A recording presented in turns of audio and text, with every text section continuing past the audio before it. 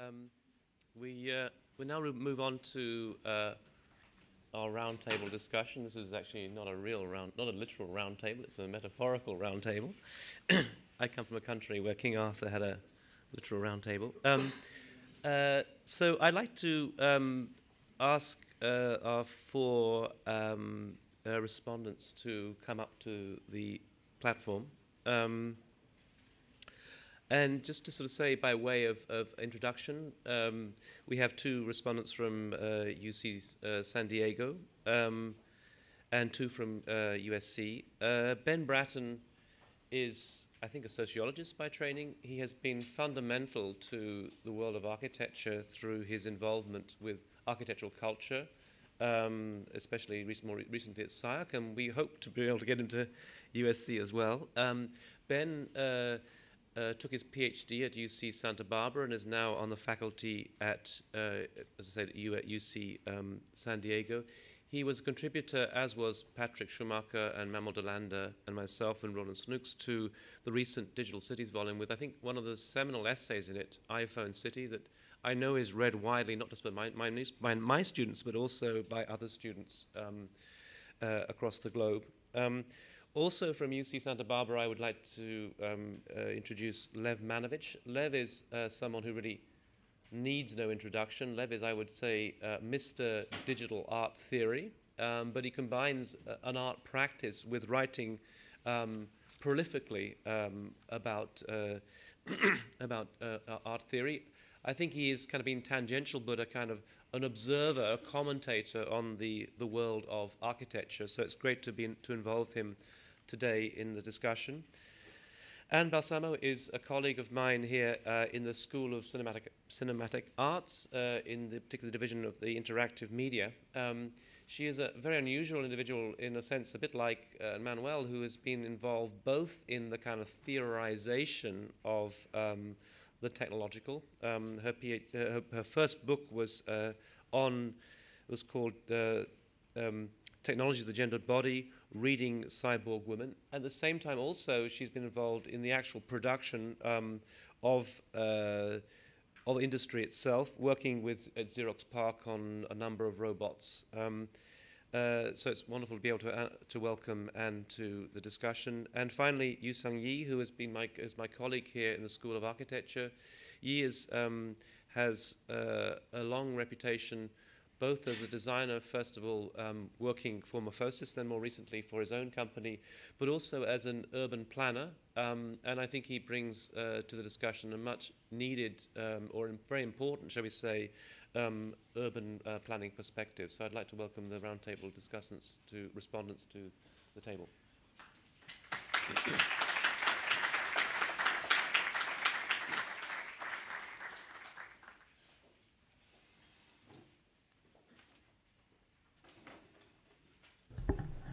Now, I'm not sure which of these are going to be working, but okay.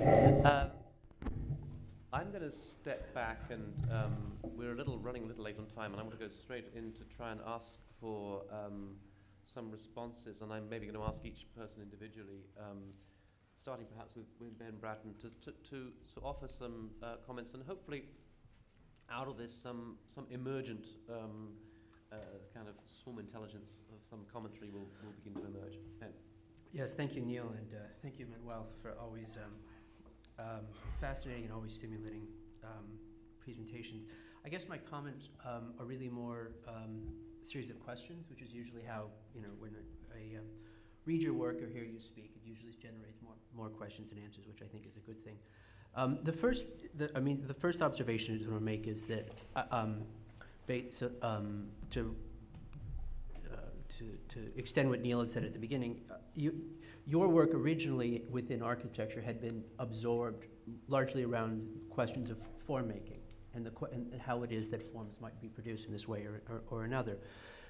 So I think it's appropriate for this conference, but also other ways that not as your work has changed, but the way in which architecture has changed, the way it absorbs it. Instead, questions of assemblage and how it is that the structures move to move. Now, today I was struck by, and perhaps it was something that I've seen before, is that the way in which assemblage works really as a way to think about problems of governance and governance of the city.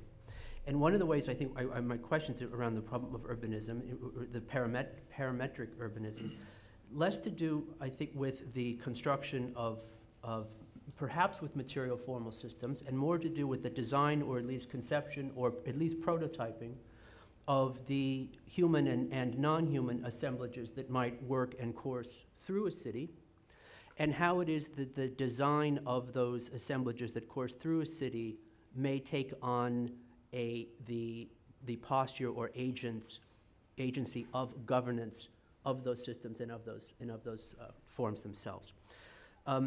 So the first thing is that when the story of the sugar simulation, I was thinking about how the beginning of archaic states really begins around the centralization organization of agriculture, right? And that this food security becomes the basis by which archaic states and then for formal governance works and becomes possible in this kind of way. So to the question of design, because I want to bring this back to this as well.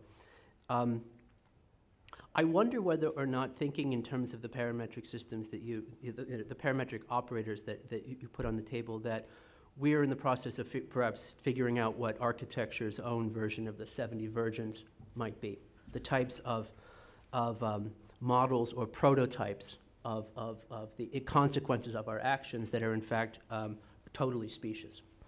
That there may be a way in which that design attempts to work by determining deterministic factors with the hope that those will produce particular types of emergent results based upon models and prototypes that we have beforehand, and whether or not this is in fact the completely backwards way in which design in fact should even think about what it's doing in that regard. So the second thing, and then I'll pass it to Anne, is around the question really of simulation, but of the test, and the way in which that for design the simulation may work, or is asked to work as a kind of test for possible consequences that may work themselves out in the world, and that this question of the test, I think, is an interesting one in the way in which that it can move back and forth between what is in essence, what's the assemblage and what's the model of the assemblage, and the way that they come to inform each other and back and forth, where they can switch places in a particular in this regard. So the thing the thing that comes to mind then is in both the emphasis on provisionality, which is back to the crux of what parametrics is really about, and rescindability. That in a way, perhaps we, instead of thinking about that the test becomes a simulation of the way in which the city may be operating within some projected future, that in fact perhaps the cities that we're developing are themselves the test. That the cities are the test for the production and projection of something that we perhaps are incapable of naming or conceptualizing or even envisioning at this point, and that perhaps the assignment is to understand what that projection may in fact be, how it may work as a mode of governance, how it's already governing us in particular ways, and that may be what the designation process of design really is for. So I have some other questions, but let me pass it on. Maybe again, Manuel, to respond. Yeah, please. Yeah. Just very briefly, because you made several points. Number one, all the simulations all the simulation genres that I mentioned, cellular automata, genetic algorithms, neural nets, multi-agent systems, prisoner dilemma type of strategic interactions, can be used both to study history, to study actual human dynamics, or simply as kind of a kind of way of form-finding processes, right? Which would be very, very different. In one case, you are shooting for something to try to match reality to a certain extent, either the historical growth of Venice in the 14th century, for instance. In the other one, you don't care whether you're matching anything. The only thing that matters is whether you're getting interesting form-finding procedures. In both cases, of course, you're dealing with a space of possibilities that has a certain structure, And what you're using the simulations for is to investigate the space of possibilities. The dimensions of the space of possibilities can be the parameters themselves. So as in parametric design, every parameter, by the time you have 10 parameters, you have a 10-dimensional space, which is almost impossible to explore by hand. So whether the space is the possibilities for actual urban growth, as this story happened, or the space of possible designs, you're still confronting a possibility space whose structure you want to investigate. And so you deploy a genetic algorithm, you deploy neural nets, you deploy a variety of things, as we will in fact see later on today. You know, some of the presenters will present form-finding applications of the very same things that I'm talking about. So the answer to your question is yes. I did not touch on questions of aesthetics and design, but everything I said can be applied to questions of aesthetics and design. The other point you made about central government emergence from a surplus. Collective unintended consequences happen even if there is a central government. Even in the case of Versailles, for instance, right, which is planned to the very last detail by Louis XIV and Colbert, his minister, an enormous bureaucratic machinery, and every detail was designed to express power.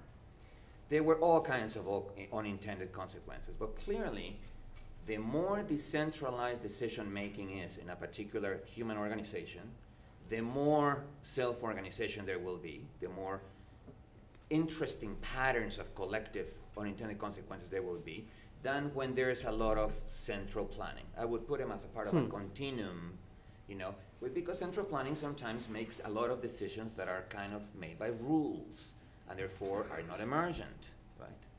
Certain, you know, people will apply the rules differently. One thing is to make, and this is, of course, we can see it even today, when, say, Lyndon Johnson signed that famous, I can't remember right now, it was like the Urban Renewal Act or something like that, where there were going to be a lot of investing in helping cities and so on. One thing is the piece of paper that Lyndon Johnson signed, and an entirely thing is the implementation of the plan, where you have to decide which bureaucracies are going to get part of the budget, and then the federal bureaucracies need to recruit the state-level bureaucracies, which need to recruit the local urban-level bureaucracies, which are going to be doing the actual spending.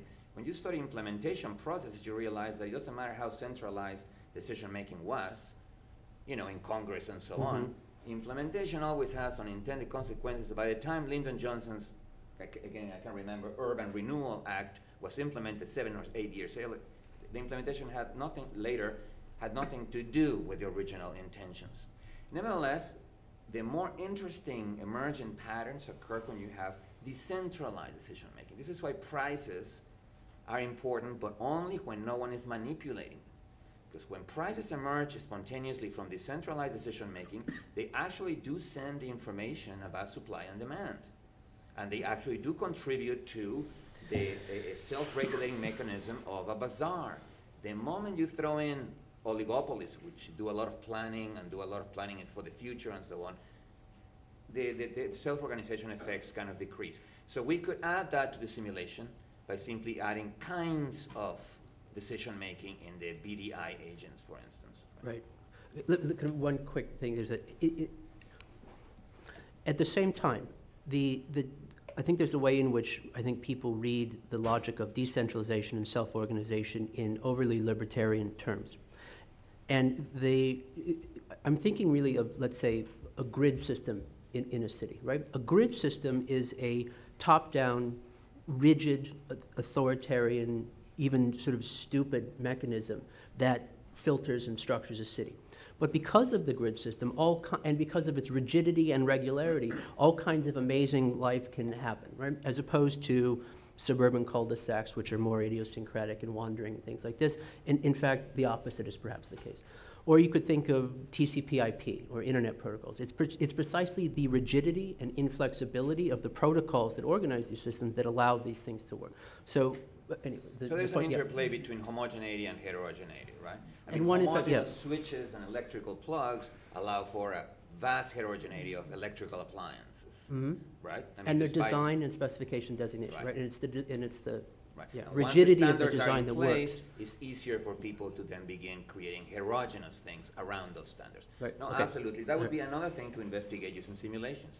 What proportions of homogeneous standards and obligatory rules are required, in order to get emergent effects, and at what point too much regulation chokes off innovation. Or too much self-organization. Or too much self-organization becomes completely random and chaotic. Anne?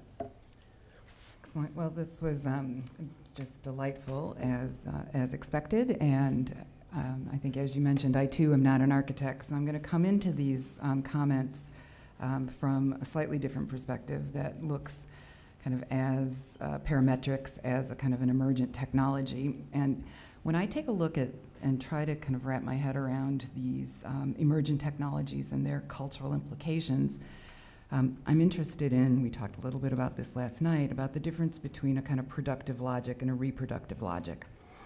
And, you know, I understand that kind of reproduction is a kind of dual, or a doubled logic, right? It's always articulating and re-articulating. There's always something that's replicated and then something that is emergent or something that's expressive. So I'm interested in the way in which the use of these new simulation parametric techniques function as cultural reproductive practices. And I want to push or ask you a little bit on to elaborate on a term you didn't use in this lecture, which is that notion of praxis, right? And the notion that praxis is it's a mode of articulation that stitches the connections between the micro and the macro at different stratas. And there is no clearer kind of entity to me than simulations, because as you're pushing back and opening up the black box of the cultural implications that are built into the simulations, as the simulations themselves are assemblages, and what you end up kind of revealing is the kind of cultural implications, the cultural kind of sets of decisions, not the rationality, but the point at which people made decisions to model and simplify things, or to abstract from the genetic kind of soup to, you know, a genetic kind of set of genetic rules and so on. So I'm interested in having you maybe talk a little bit about kind of the concept of praxis with respect to the deployment of parametrics as a kind of new set of technologies. What kind of cultural logics are kind of reproduced. And remember that, and here's the thing that I'm still trying to grasp.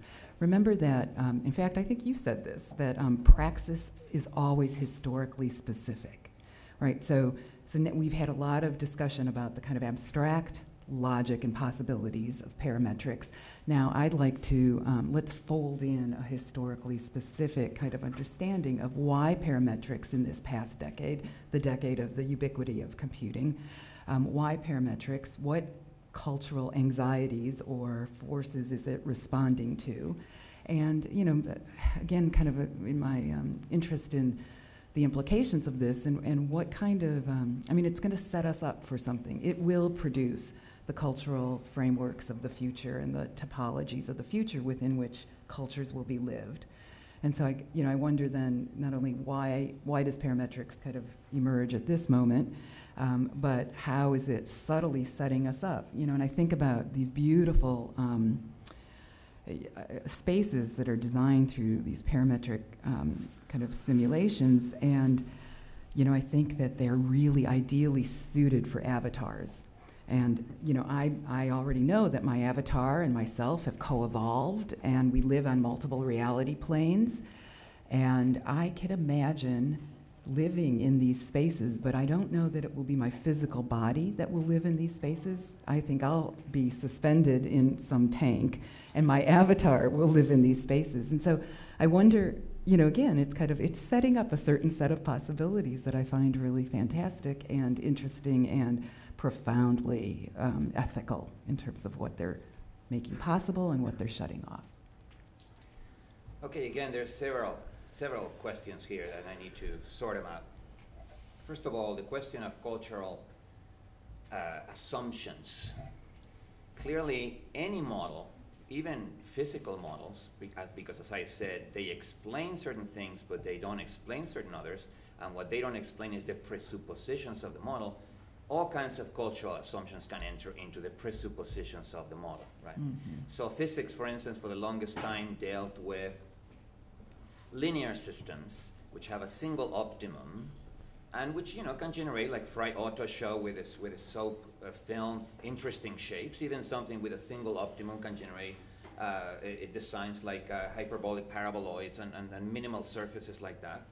But nevertheless, when you read the history of that technology, of that modeling with a single optimum, it was developed by physicists who believe in a rational God, and who believed that if God was, and I'm talking about Leibniz and Euler and very, very important thinkers who were very, very religious at the time, who believed that if there was a rational God, he would have created the world that way. He would have just, deploy a bunch of optimal points around which the world organizes itself, and then the world is the best of all possible worlds. That was Leibniz's expression. Now that clearly is not true, because now we know about nonlinear phenomena with multiple optima, none of which is a global optimum. We know about all kinds of effects that can be brought back by feedback, positive feedback, negative feedback, all of which would seem positively demoniacal to Euler and Leibniz and the rest.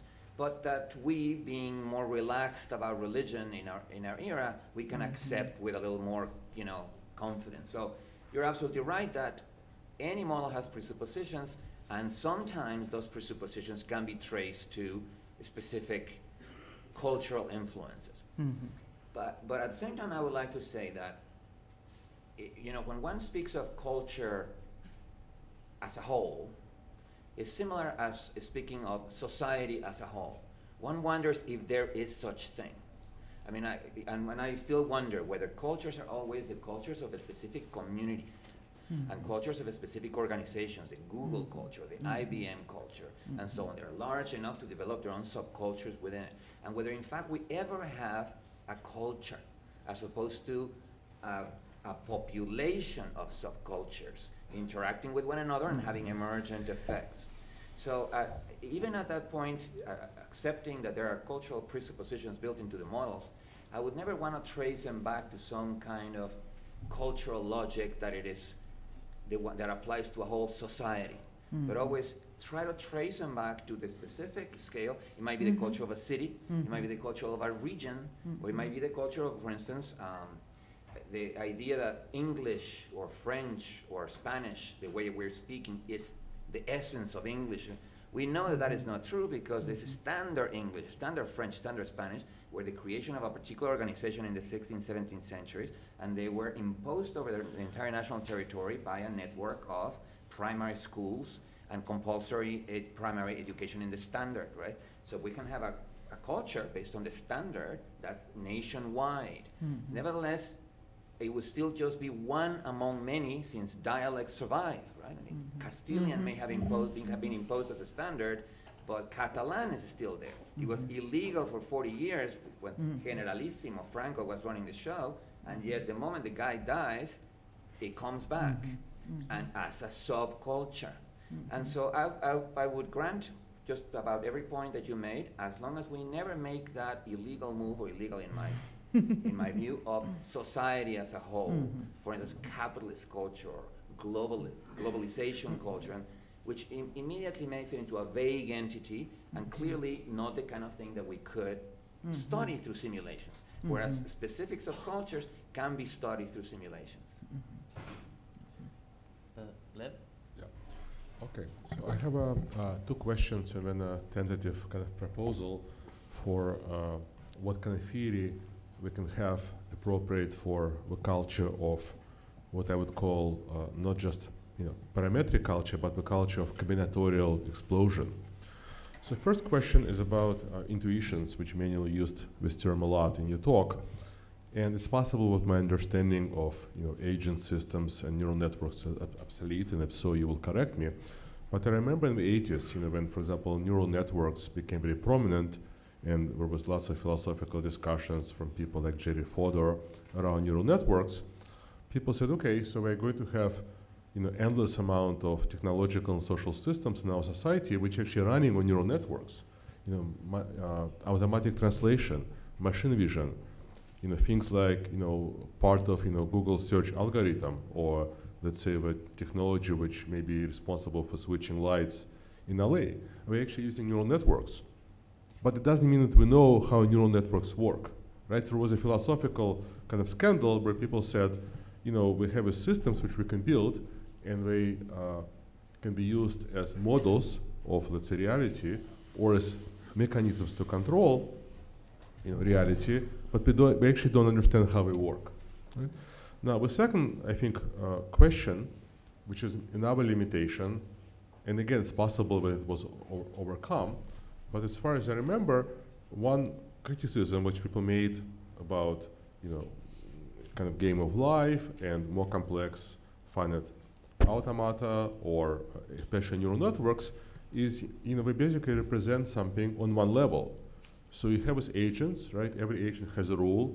So for example, in a game of life, you have simple rules. You know, if you can, at each iteration, you know, each cell can move, you know, up and down. If you encounter another cell, you turn to another state, something like that.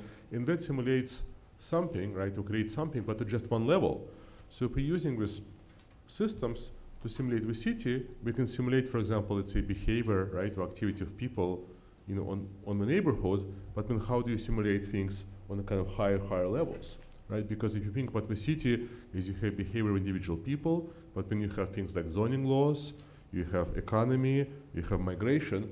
So, and I think this is the same difficulty people have in using neural networks in modeling, you know, in neuroscience, right, in modeling a brain. So you can simulate the behavior, perhaps, or interaction of neurons on a local level, but how do you go to a high level? And finally, my sort of question, which is a tentative proposal. So, you know, if you think about parametric culture, right, not only in the realm of architecture urbanism, but in our cultural fields, we are living in a parametric culture, right? So every time you open Photoshop, you know, Maya, After Effects, you know, Blogger, and so on, you're presented with multiple options. Every tool has lots of parameters. So if I'm going to use a paintbrush in Photoshop, I may have 10 parameters, and you know, and I may choose the thousands of values for every parameter. In the old days, it wasn't like that, right? If I wanted to have if I wanted to change parameters on my brush, I actually had to go and take a different brush. Well, now, because this is how kind of modern software works in general, and we have to investigate historically how it came to be, all the conventions of contemporary software, not just for parametric design, but in all the areas of software usage, is that all the tools have lots of parameters, and these parameters can take lots of values. As a result, if we look at the fields such as web design, graphic design, motion graphics, the whole field of visual design, we have what I would call combinatorial explosion. Right? Never before in the history of humanity we had such a variety of styles and visual possibilities, because the software encourages people to use these combinations ad infinitum. So the question is, what kind of theory can we develop, or how can we theoretically approach contemporary culture where you don't have 5 or 6 or 8 styles or genres? What you have is really millions and millions of possibilities, which is what people creating kind of encouraged by the parametric software. So a particular approach which we're taking to UC San Diego in my lab is, you know, we're taking massive amounts of cultural data sets, analyzing them across dozens of dimensions, and then representing it as a multidimensional space. So for example, we take 1.2 million pages from 50,000 manga titles. We measure each page on 50 parameters, and we use Department of Energy supercomputers to do that. And then we have now a space of, let's say, 1.2 million pages, or 50,000 comic book titles by 50 parameters, and then we want to look at the, you know, what's inside the space. If there are certain densities, we can say that these densities represent a kind of genre, but we know beforehand. So I think that we can talk about kind of parametric, right, software as possibility for design, urbanism, and culture production, culture generation, but I think we can perhaps also talk about a kind of parametrics as a kind of parametric theory, right, as a theory appropriate for this combinatorial explosion.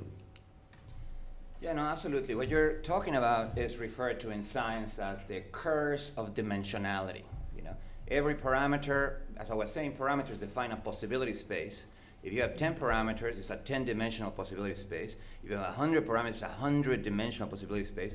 And the curse of dimensionality is that idea that the more detail we want to capture about a particular process, in the case of science, for instance, the less powerful you are, because now you're confronting spaces that are infinite in size.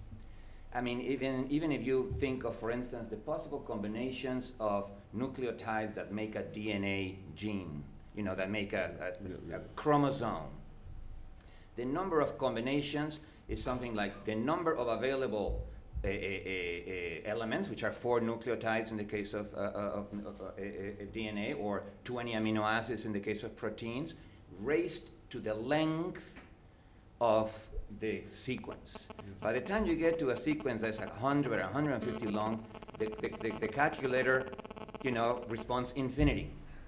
And a regular enzyme in our body is 1,000 bases long, meaning evolution has solved the problem somehow of exploring these infinities, but we are being confronted with these infinities right now. So here, obviously, this is not a problem of just the use of computers. Remember that we inherit all this from science, right? Scientific models, the very first thing they need to do, and even very simple physical models, is, well, I'm going to determine the relevant ways of changing of the thing that I'm going to model. So you say, well, it can change in temperature, it can change in pressure, it can change in volume. Well, but I can also blow it up with TNT. Yeah, but that's not a relevant way of changing for this particular thing. You're already eliminating all kinds of ways of changing, and you create what is called the degrees of freedom, that is the degrees to which it is free to change, right? That form one space. Then you have parameters, which are now not the temperature of the body itself, but the temperature of its environment. Those are normally in the equations kept as constants, because in a laboratory you would keep them as constant, you would just vary these guys. But if you begin moving these parameters to create, for instance, this thing that becomes ice or becomes vapor at a particular value of a temperature parameter, now you have 2 infinite spaces. And so the problem for physicists, the curse of dimensionality, has always been how to exercise, and this is because this is why modeling is an art and not a routine science. You need to exercise judgment to make evaluations of what is significant and what is insignificant. What makes a difference and what doesn't make a difference. What is relevant and irrelevant. What is important and what is trivial. Many times those judgments are going to be subjective, and you're going to leave out variables that you should have included. And when someone else includes them, results that you did not foresee come across. But we don't have a choice. In other words, that's why it's called a curse of dimensionality. And this is why one of the things that needs to be developed is not so much the technology itself, but our own abilities to judge significance. Right? Not meaning in the semantic sense, but meaningfulness in the sense of, does this make a difference or does it not make a difference? The art of mathematical modeling and the art of using simulations depends in large part on the user, whether it's an artist or whether it is a scientist, of having the skill of making the judgments of which parameters are the ones that are significant or not, and therefore reduce the size of the space as much as possible. But it also is humbling to believe, and I think it's very important for our worldviews, that if, for instance, DNA sequences become infinite after a particular length, if the possible combinations of chemical molecules become infinite after a certain number of carbon and nitrogen atoms, it means that we're living in a world with infinite possibilities. And that, to me, is a good thing, because it goes against the worldview that we were talking about before, Euler and Leibniz, in which everything is dictated by minima and simple singularities, and therefore you can think of a rational God. Here you need to confront infinities at every point, and to confront a world that is in itself divergent. You know, like biological evolution is divergent and unpredictable. And I think that is a good thing for our worldviews. That sense of helplessness to infinity, because it humbles you. It doesn't ever let you believe that, allows you to believe that there's a final truth. If at every point there's infinities and infinities of infinities, then what would the meaning of final truth possibly be? And at the same time makes you develop a very practical sense of, and now it's a very practical, subjective skill of telling what makes a difference and what doesn't make the difference, what is trivial and what is significant, what is ordinary and what is remarkable, and always try to find only the remarkable parameters and eliminate all the ordinary ones. Right? That, since there is no algorithmic recipe to do that, we still need humans in the loop, and you will probably always need humans in the loop. Can I just say, I think that is what praxis is. Praxis is being able to identify the differences that make a difference at the level of the significance, not in terms of the meaning, but it's about the kind of multiple apprehension of context, nested context. Yeah. Absolutely. Well, following that, then I guess I would like to ask, in the context of this forum, especially following up with Neil's introduction and Dean Munn's comment, where Neil was trying to make this conference as a snapshot into an overall arcing history of the role of technology in culture, and Dean Munn's poignant phrase about urbanism is dead. I guess I would like to ask you if at any point you see actually the absence of control in terms of a certain kind of a self-limiting of modeling actually be a productive way of actually examining urbanism.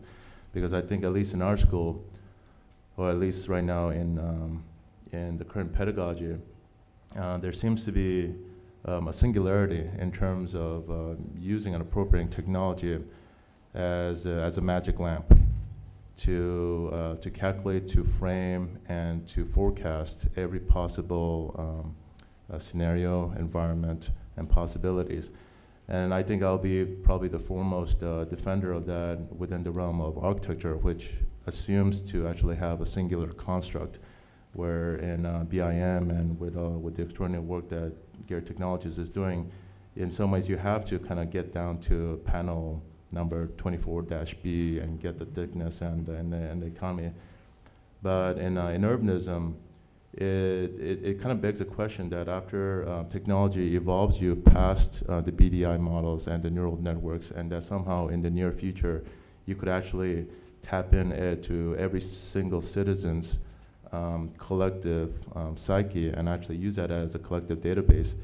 If that is actually your optimal vision of where the arcing history in the future past this forum will go into, or if you would actually argue for a self-editing proposal where the collective bottom-up and the top-down that has always been the dialectic in 20th century urbanism actually does come into play. So you actually kind of leave a little bit of the mystery in urbanism out there despite the evolution of technology and the arts. And part and parcel of that is a little anecdote that I've been kind of seeing from a lot of Asian urban planning bureaus, and I'm talking not about architects, but from government people, where they've instilled two different types of systems. One is an idea of a dynamic zoning, where programming and land use is always reactive to the current market. So there's no larger prescriptive model in the way that the Western legal system has deemed it to be. So that I think is very interesting. And then number two is an overarching kind of shall we say, this pop culture that's emerging, where the idea of a density of an urban fabric to kind of promote interaction between people has now actually been usurped by an emergence of interactive media. So that interactive media, not only does it, as the cliche goes, collapse distance, which it's getting old, but it literally does that so that there is now a divestiture of basically an urban fabric that actually resists densification as a means of interaction. So we're looking at that as two conditions that's coming up, not from designers or anybody from this room, but actually from very stoic bureaucrats and from basically just nuclear families in Asia. So I think it's a larger kind of collective question mark that's up there in the future. Well, I think your question relates, or your remarks relate to what Ben was saying before. He very accurately put it. Let's not view things as either as too extreme, centralized decision-making versus pure self-organization, because both can be equally bad, but kind of mixtures of the two. Again, these hybrids can be explored in a variety of ways. But it also has to do, again, with the point that Anne was making about presuppositions. And for instance, when up to the late 19th century, people continued to believe that most possibility spaces or parametric spaces contained a single global optimum singularity. Well, planning makes perfect sense when there's a global optimal singularity. Military planning, for instance. Well, you war game the thing over and over again. You explore the possible clashes and tactics and so on. You discover that optimal singularity. So now you just send the troops with a very definite, not only defining the strategy, but defining the tactics of the troops, because you think that's the optimal plan.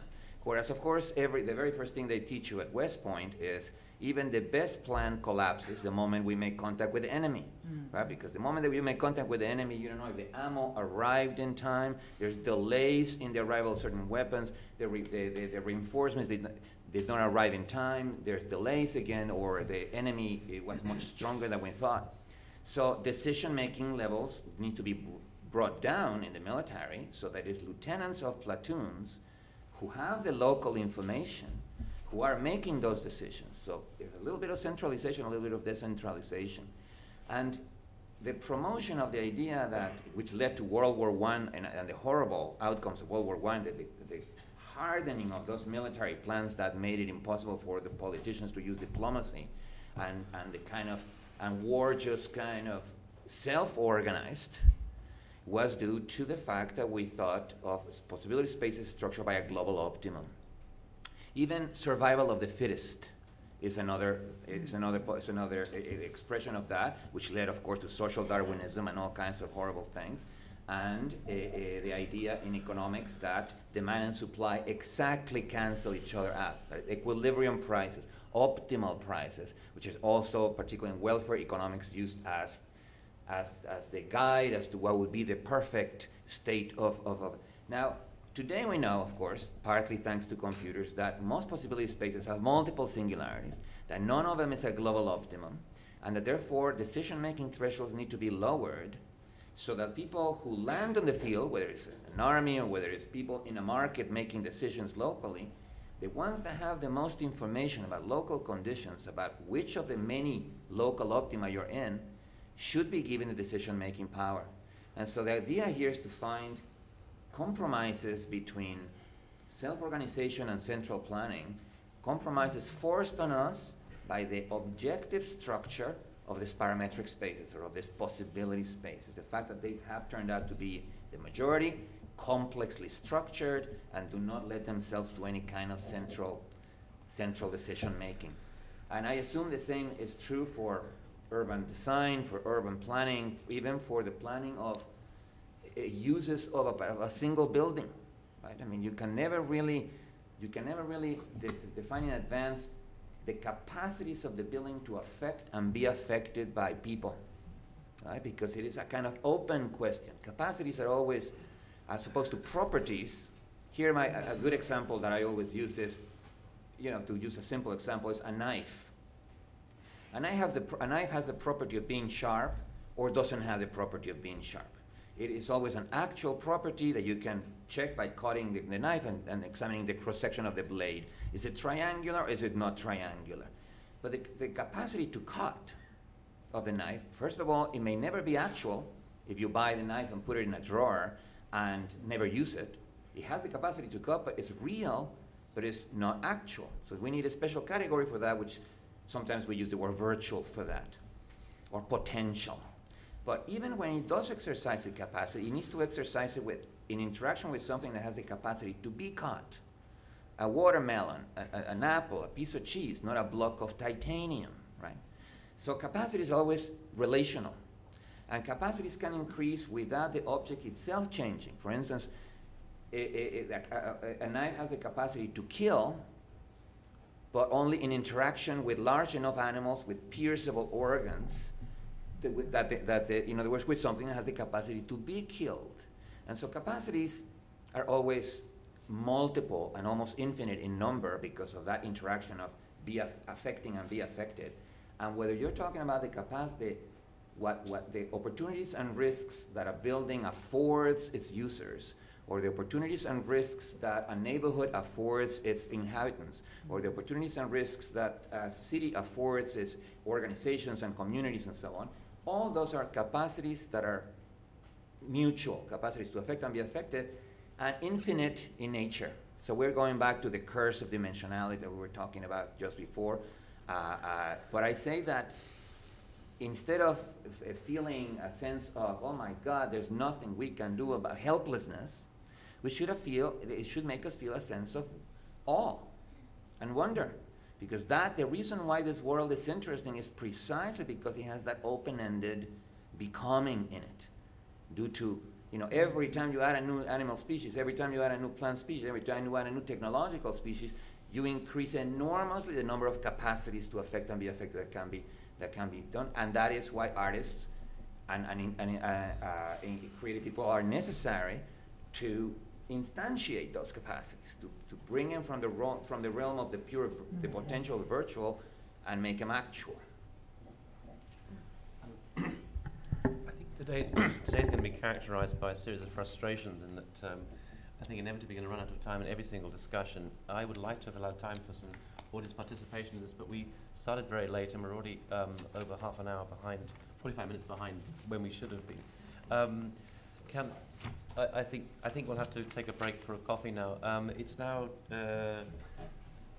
it's 12:17. Can we have a 20-minute break for coffee, but no longer? On the handout there is a map of the campus with various places where you can get coffee. There's a Starbucks sign, which is actually the Starbucks coffee thing, not so far from here. There's also, I just want to mention that there's a Korean taco truck which is parked between Hoover and Jefferson, and apparently this is one of the big delights of LA. So anyone coming outside might like to try that. Korean okay. taco shop, huh? Thank you very much.